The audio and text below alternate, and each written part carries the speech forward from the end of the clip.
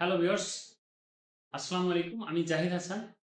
আজকে যে বিষয়টা নিয়ে আলোচনা করব সেটা হলো ব্যাসেল অ্যাকর্ড। যারা বাণিজ্যের স্টুডেন্ট, বাণিজ্য রিলেটেড বিভিন্ন ধরনের পোস্ট, বিশেষ করে যারা finance, audit, accounts, management related যে পোস্টগুলাতে আবেদন করছো এবং বিভিন্ন প্রতিযোগিতামূলক পরীক্ষায় অংশগ্রহণ করছো, আজকের টপিক তাদের জন্য খুবই গুরুত্বপূর্ণ। তারা অবশ্যই ব্যাসেল অ্যাকর্ডের নাম শুনে থাকবে।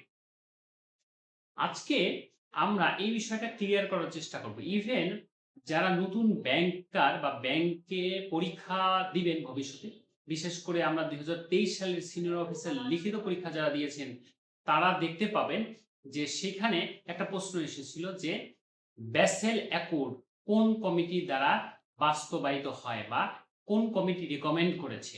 সেখানে কিন্তু এই কমিটির নাম এসেছিল। কমিটির নাম হলো basal committee on banking supervision. যাই হোক, আজকে যে বিষয়টা নিয়ে কথা বলবো সেটা হলো এই ব্যাসেল অ্যাকর্ড, অর্থাৎ এই ব্যাসেল অ্যাকর্ড। এই ব্যাসেল অ্যাকর্ড আসলে কিভাবে কাজ করে, কেনই বা এই ব্যাসেল অ্যাকর্ডের প্রয়োজনীয়তা দেখা দিয়েছিল। এই কথাটা বলার আগে আমি আজকে একজন ব্যবসায়ীর গল্প বলব। ধরুন একজন ব্যবসায়ী, তার নিজস্ব কোনো মূলধন নেই, কোনো অন্য একজন ব্যবসায়ীর কাছ থেকে পণ্যদ্রব্য কিনে নিয়ে আসে বাকিতে, একেবারে বাকিতে, এবং সে নিয়ে আসে ধরে নিলাম ১০ টাকা ধরে। সেম টাকাটা, পণ্যটাই সে অন্য জনের কাছে বিক্রি করছে বাকি দিয়ে ১২ টাকা দরে। আচ্ছা, এখন সে ওই যার কাছে বিক্রি করছে সেখান থেকে টাকা নিয়ে এসে তিনি যার কাছ থেকে ক্রয় করেছে তাকে টাকাটা সে প্রদান করবে। এটা হলো তার প্রসিডিউর। মাঝখান থেকে যে ২ টাকা, এই ২ টাকা ওই ভদ্রলোকের প্রফিট, সে নিয়ে নিবে। আচ্ছা, এখন বিষয়টা হলো যে যদি কোনো কারণে তিনি যার কাছে যাকে পণ্যটা বিক্রি করেছেন সেই ভদ্রলোক যদি কোনো কারণে টাকা দিতে অসমর্থ হয় বা অপারগতা প্রকাশ করে, সেক্ষেত্রে কি হবে? সেক্ষেত্রে সে কিন্তু তার যে পাওনাদার তাকে কিন্তু টাকাটা দিতে পারবে না। কারণ হলো তার নিজের কোনো মূলধন নেই।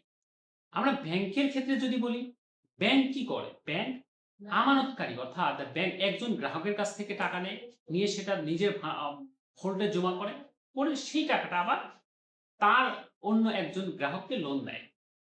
এটা হলো ব্যাংকের প্রসিডিউর। এই যাদের কাছ থেকে ধরে নিলাম তারা ১০% হারে কারো কাছ থেকে আমানত সংগ্রহ করছে, সেই সংগ্রহকৃত আমানত সেটা অন্য জায়গাতে ইনভেস্ট করছে ১২% হারে। এই যে মাঝখানে যে ২% টা, এটাকে স্প্রেড বলা হয়। এই ২% হলো ব্যাংকের প্রফিট। এখন আপনারা নিয়মিত ওই পেপারে একটা শব্দ শুনতে পান বা শব্দের সাথে খুব ভালোভাবেই পরিচিত যারা নিয়মিত নিউজ পেপার দেখেন। সেখানে ব্যাংকরাপ্ট একটা কথা আসে। কারা ব্যাংকরাপ্ট? যারা ব্যাংকের টাকা লোন নিয়েছে কিন্তু ফেরত দিচ্ছে না। এই অবস্থাতে ব্যাংক আসলে কি করবে? এখন এই অবস্থাতে ব্যাংক কি করবে? এবং ব্যাংক, যদি কোনো কারণে ব্যাংক ক্ষতিগ্রস্ত হয়, তাহলে ক্ষতিগ্রস্ত হবে কারা? যারা ব্যাংকে টাকা দিয়েছে। তো যারা ঋণ নিল, ব্যাংকরাপ্ট হইল, তারা তো টাকাটা দিতে পারছে না। তারা তো টাকা ফেরত দিতে পারছে না। তাহলে ব্যাংক কি করতে পারবে না? যারা তাদের কাছে ব্যাংকের কাছে টাকা রেখেছে, তাকেও টাকা পরিশোধ করতে পারবে না। তাহলে আমানতকারী ক্ষতিগ্রস্ত হবে। এই সমস্যা সমাধানের জন্য basal committee, basal committee on banking supervision, প্রথমে ব্যাসেল 1 নিয়ে ১৯৮৮ সালে তারা বিভিন্ন বড় একটা লং হলো ডেলিবারেশন এর মাধ্যমে, লং ডেলিবারেশন এর মাধ্যমে টপ ১০টা কান্ট্রি, সারা পৃথিবীর টপ ১০টা কান্ট্রি যেরকম আছে আপনার America, England, France, Germany, Italy, এশিয়ার আছে জাপান, নেদারল্যান্ডস, এদের মতো দেশ একত্রিত হয়ে তারা একটা ডিসিশন নিল যে কোনো কেউ যদি ব্যাংক গঠন করতে চায়, তার নিজের কিছু পরিমাণ মূলধন থাকতে হবে। তাহলে কোনো কারণে যদি সে যার কাছে ইনভেস্ট করেছে সে যদি টাকাটা না দিতে পারে, সে তার নিজের মূলধন থেকে ওই আমানতকারীদের টাকাটা দিতে পারে। এবং তখন মনে করা হয় যে যত ধরনের রিস্ক আছে, অনলি একটা রিস্কই আছে ব্যাংকিং ব্যবসায়ে, সেটা কি? আমানতকারীদের কাছ থেকে তো আপনি টাকা নিবেনই, টাকা তো তাকে পরিশোধ করতে পারবেন। একটা সমস্যাই আছে, সেটা হলো এই টাকাটা আপনি যার কাছে বিনিয়োগ করেছেন বা যাকে লোন দিয়েছে সেই টাকাটা উঠানোটাই ঝামেলা। এটাই একটা রিস্ক, তাছাড়া অন্য কোনো রিস্ক নাই।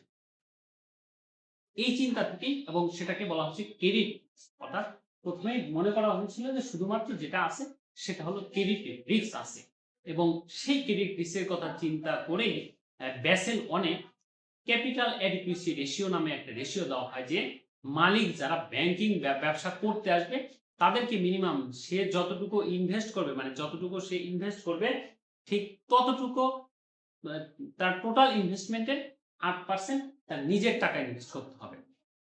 এটা ছিল ব্যাসেল 1 এর মূল প্রতিপাদ্য বিষয়। কিন্তু ক্রমান্বয়ে কিন্তু এই সমস্যা আরো বাড়তে থাকে এবং আমরা যখন চতুর্থ শিল্প বিপ্লব বা পঞ্চম, ফোর্থ জেনারেশন, ফিফথ জেনারেশন শিল্প বিপ্লবে আসলাম, বর্তমানে কিন্তু একটা ডিজিটাল জামানায় বাস করছি। এখানে সমস্যা কিন্তু শুধুমাত্র ক্রেডিট রিস্কের মধ্যেই সীমাবদ্ধ নয়। অর্থাৎ একজন মানুষ ব্যাংকিং ব্যবসা যদি পরিচালনা করতেন, শুধুমাত্র যে ক্রেডিট রিস্কই সে ফেস করছে বিষয়টা কিন্তু এরকম নয়। ব্যবসা এই ছাড়াও আরো আছে মার্কেট রিস্ক। অর্থাৎ একজন ব্যবসায়ী, একজন বিনিয়োগকর্তা বা একজন ব্যাংক শুধুমাত্র যে কাউকে লোন দিবে বিষয়টা এরকম না। সে শেয়ারে ইনভেস্ট করতে পারে। এখন শেয়ারের বিষয়টা, শেয়ারের মূল্যটা নির্ভর করে মার্কেটের উপর। তার মানে শেয়ারের দাম যদি বাড়ে, মার্কেটে এর দাম, শেয়ারের দাম যদি বেড়ে যায়, কি হবে? আপনি লাভবান হবেন। শেয়ার যদি কিনে রাখেন, যদি কমে যায় আপনি ক্ষতিগ্রস্ত হবেন। সো এইখানে কিন্তু একটা রিস্ক আছে, যেটাকে আমরা বলছি মার্কেট রিস্ক। আচ্ছা, আরেকটা রিস্কও আছে, সেটা হলো অপারেশনাল রিস্ক। অর্থাৎ ওই যেটা বলছিলাম যে আমরা পঞ্চম বা fourth generation, fourth industrial revolution, অর্থাৎ চতুর্থ প্রজন্ম বা পঞ্চম পঞ্চম প্রজন্মেতে আমরা বাস করছি। সো এই ক্ষেত্রে কি হচ্ছে, আমাদের যাবতীয় ব্যাংকিং, নন ব্যাংকিং বিভিন্ন ধরনের কার্যক্রম এখন হয় অনলাইন। তো সেখানে কিন্তু একটা ঝুঁকি থেকে যায়, যে ঝুঁকিটাকে আমরা বলছি যে ধরেন হ্যাক করলো। আমরা বাংলাদেশ ব্যাংকে হ্যাকিং এর ঘটনা জানি, যে হ্যাক করে টাকা কি করে পাচার করে নিতে পারে। তো শুধু এটা বাংলাদেশ ব্যাংকে ঘটেছে, অন্য যে কোনো ব্যাংকে এই ধরনের ঘটনা ঘটতে পারে। সেটাকে আমরা বলছি অপারেশনাল রিস্ক। তার মানে শুধুমাত্র ক্রেডিট রিস্ক না, আরো বিভিন্ন ধরনের রিস্ক আছে। এক, সেটা হলো মার্কেট রিস্ক এবং ক্রেডিট রিস্ক। ২০০৪ সালে বেসেল কমিটি চিন্তা করলো, যেহেতু রিস্কের পরিমাণটা বেশি, ক্রেডিট রিস্ক ছাড়াও আরো ২টা রিস্ক আছে। সো এই আমাদের যে দেওয়া রিকমেন্ডেশন বা রুলস, সেট অফ রুলস, সেটাকে কিছুটা আপডেট করতে হবে। এরই পরিপ্রেক্ষিতে বেসেল 2 তে এসে তারা কি করলো, তারা হলো 10% ক্যাপিটাল অ্যাসেট রেডি, ক্যাপিটাল অ্যাডিকুইসি রেশিওটা বাড়ালো। বললো যে মালিকের মূলধনটা আরো বেশি থাকতে হবে, শুধু 8% থাকলে হচ্ছে না, আরো একটু বাড়াইতে হবে। কত পার্সেন্ট? বলছে যে 10% করতে হবে। আচ্ছা, এটা একটা গেল। দ্বিতীয় নাম্বার, আরো কিছু ইনস্ট্রুমেন্ট তারা ইনস্টল করতে বলে। অর্থাৎ প্রত্যেকটা কান্ট্রিতে তারা বলে যে তারা রিকমেন্ড করে, অর্থাৎ রিকমেন্ডেশন দেয় যে শুধুমাত্র যে এই ক্যাপিটাল অ্যাডিকুইসি রেশিওটা বাড়ানোর মাধ্যমেই সমস্যার সমাধান হবে বিষয়টা এরকম না। আরো কিছু ইনস্ট্রুমেন্ট তারা প্রত্যেকটা দেশকে ইনস্টল করতে বলেন। এর মধ্যে একটা আছে, এখানে আমি দেখতে পাচ্ছেন যে আমরা বলছি সুপারভাইজ বাই সেন্ট্রাল ব্যাংক। অর্থাৎ সেন্ট্রাল ব্যাংক প্রতিনিয়ত সুপারভিশনে রাখবে যে তার অধীনস্থ ব্যাংকগুলো, স্কেডিউল বা নন স্কেডিউল যে ব্যাংকগুলো আছে, সেই সমস্ত ব্যাংকগুলা ক্যাপিটাল এডিকুইসি পর্যাপ্ত রাখছে কিনা। অর্থাৎ আমি যে বললাম তাদেরকে যে আপনারা ক্যাপিটাল এডিকুইসি রেশিওটা 10% করবে, সেটা করছে কিনা। আচ্ছা, এর সাথে আরেকটা সমস্যা, আরেকটা কাজ তারা করতে দেখবে সেন্ট্রাল ব্যাংক, আরেকটা জিনিস সুপারভাইজ করবে। সেটা হলো যে ওই ব্যাংকের মধ্যে, বোঝা গেছে কি বিষয়টা, যে তারা আরেকটা বিষয় রিকমেন্ড করলো যে শুধুমাত্র এটা দেখলে হবে না, আমরা যে রিস্ক অ্যাসেসমেন্ট প্রসেসটা, অর্থাৎ একটা ব্যাংক যখন আপনি যখন একটা জায়গায় ইনভেস্ট করবেন, সেখানে আপনি রিস্ক অ্যাসেস করে নেবেন না। আপনি হাই রিস্কে কখন ইনভেস্ট করতে যাবেন? যখন উচ্চ, আপনি হাই রিস্কে কখন ইনভেস্ট করতে যাবেন বলেন তো? যখন আপনার সুদ ভালো। সুদ ভালো হলে লাভ কাদের? সুদ ভালো হলে লাভ কাদের? একটু দেখেন তো। এই যে আমরা একটু দেখি ডিপোজিটর, এই ডিরেক্টররা এখানে দেখেন, ডিরেক্টররা ডিপোজিটরদের কাছ থেকে টাকা নিচ্ছে, সেই টাকা ইনভেস্ট করছে ধরে নিলাম ডিপোজিটরদের কাছ থেকে তারা 10% হারে টাকাটা নিল এবং সেটা ইনভেস্ট করছে 15% হারে। ঠিক আছে? এই যে 10% এখন যখন ইনভেস্টরদের কাছ থেকে সে টাকাটা, ইনভেস্টমেন্ট থেকে 15% পাবে, সে কি করবে? 10% ডিপোজিটরদেরকে দিয়ে দিবে। আর আর বাদ বাকি 10 অতিরিক্ত যেটা, সেটা শেয়ার হোল্ডার মানে মালিকরা নিয়ে নিবে। শেয়ার হোল্ডার মানে হলো ব্যাংকের মালিক আর কি। তারা 15% নিবে। এখন ডিরেক্টর কারা নিয়োগ দেয়? ডিরেক্টর এই শেয়ার হোল্ডাররা নিয়োগ দেয়। তারা চাইবে কি? এটা যত বেশি হয় তাদের জন্য ভালো। এটা যদি 6 হয়, এটা 6 হবে, তার মানে এটা হয়ে যাবে 7%। এটা যদি 8 হয়, এটা কত হবে? এটা 8 হয়ে যাবে, তার মানে এটা হয়ে যাবে 8%, তার মানে 18%। বুঝতে পারছেন? তার মানে ডিরেক্টররা চাইবে যে ইনভেস্টমেন্টটা যেন যত বেশি প্রফিট হয়, কিন্তু প্রফিট বাড়লে বিপদও আছে, ঝুঁকি বাড়বে। আমরা একটা গল্প বলি এখন। সে গল্পটা হলো, আমার এলাকায় মহাজন শ্রেণীর নাম শুনেছেন হয়তো।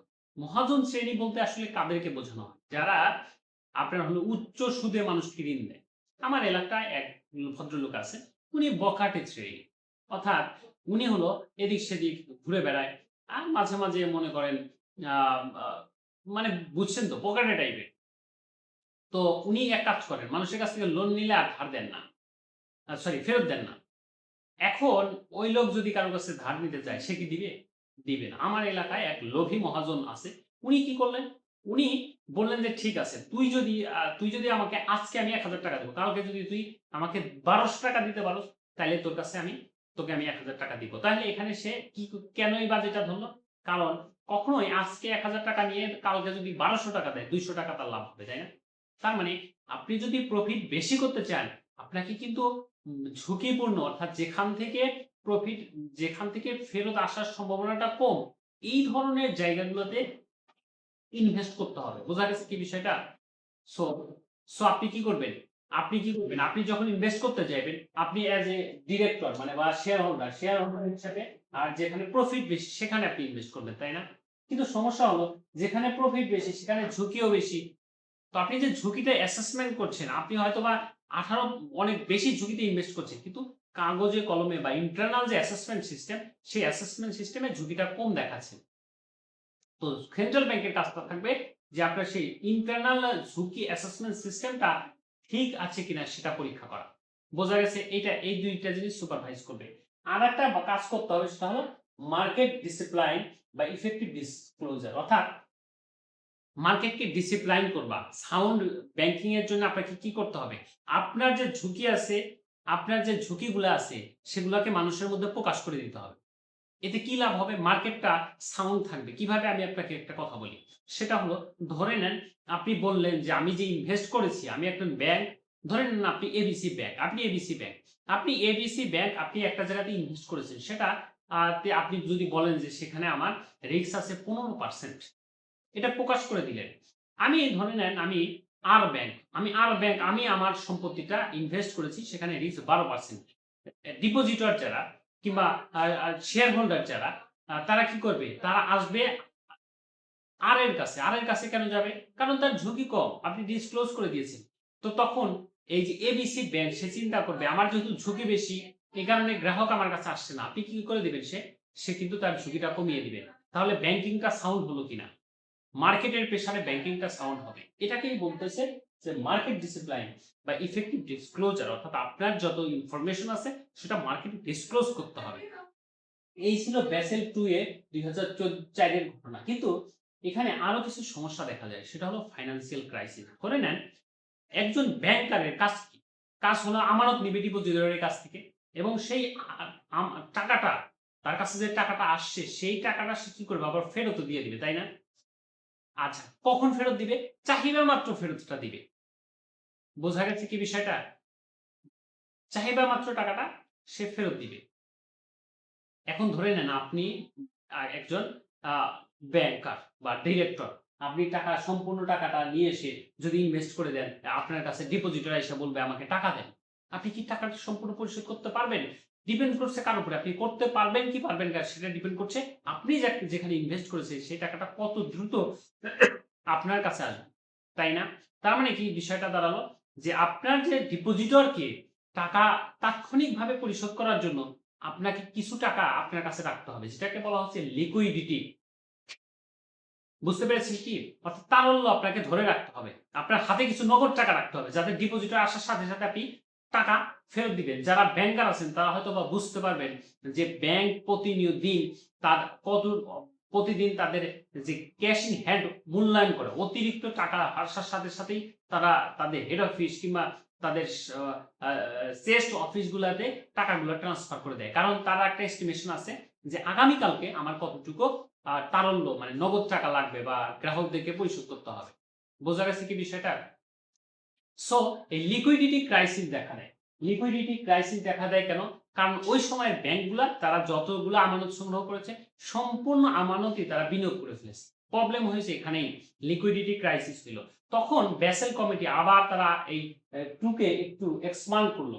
করে তারা ক্যাপিটাল অ্যাডিকুইসি রেশিওটা বাড়িয়ে দিল 12.5%। এর সাথে সাথে তারা আর একটা কাজ করেছে, সেটা হলো লিকুইডিটি রিস্ককে ইনক্লুড করেছে। অর্থাৎ তারা বলেছে যে আপনি লিকুইডিটি রিস্ক অর্থাৎ তারল্য মানে নগদ টাকা আপনার হাতে রাখবেন, কতটুকু রাখবেন সেটা ডিপেন্ড করছে যে আপনার চাহিদা কেমন। অর্থাৎ আপনাকে পর্যাপ্ত পরিমাণে নগদ টাকা আপনার হাতে রেখে তারপরেই বিনিয়োগ করতে হবে।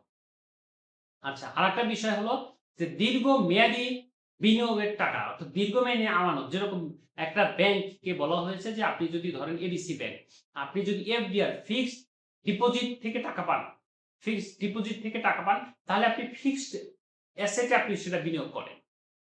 আর যদি আপনি চলতি মানে আপনারা জানেন যে ব্যাংকের ৩টা হিসাব আছে, কারেন্ট অ্যাকাউন্ট, সেভিংস অ্যাকাউন্ট এবং এফডিআর বা দীর্ঘমেয়াদী অ্যাকাউন্ট যেটা।